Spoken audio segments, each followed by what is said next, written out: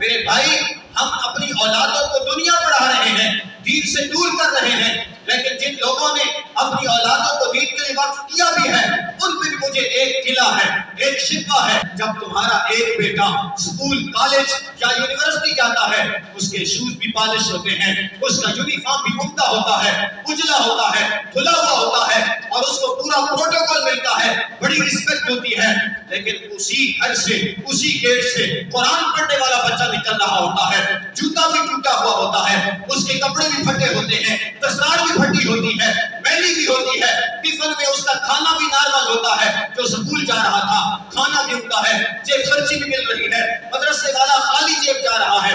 میرے بھائی اتنی ناانصافی کیوں ہے؟ وہ بھی دین والے کے ساتھ آ جاؤ رائے راست پہ۔ یہ صلہ ہے جو قرآن پڑھنے بچہ آئے گا، جس کی توجہ، جس کا رجحان قرآن کی طرف ہو، ہم اس کے ساتھ یوں ناانصافی کریں گے۔ میرے بھائی ایک مثال کافی ہے سمجھنے کے لیے اور اپنا انداز بدلنے کے لیے۔ یاد رکھو تمہارا ہو بچہ یا میرا ہو بچہ جب سکول جاتا ہے، اس کا بیگ اس کی کمر کے پیچھے ہوتا ہے، اس کی پیٹھ کے پشت کے پیچھے ہوتا ہے، اور جب تیرا یا میرا بچہ مدرسے جاتا ہے قرآن اس کے سینے پہ ہوتا ہے، قرآن اس کے سینے پہ ہوتا ہے، قرآن آگے ہے، بستہ دنیا داری تعلیم کا جس کے اندر کتابیں ہیں وہ پیچھے ہے۔ وہ بستہ بھی ہمیں ایک پیغام دیتا ہے، قرآن بھی ہمیں ایک پیغام دیتا ہے۔ وہ کیا ہے؟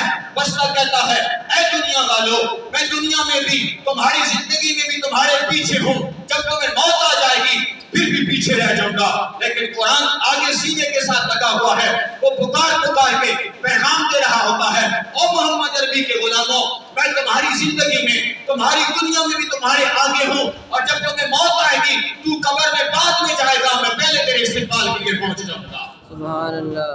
جس قرآن میں اتنا کام آنا ہے اس قرآن سے ہم اتنے دور کیوں ہیں؟ اس قرآن کی تلاوت ہمارے لبوں پہ کیوں نہیں ہے؟ لمحہ فکریہ ہے کہ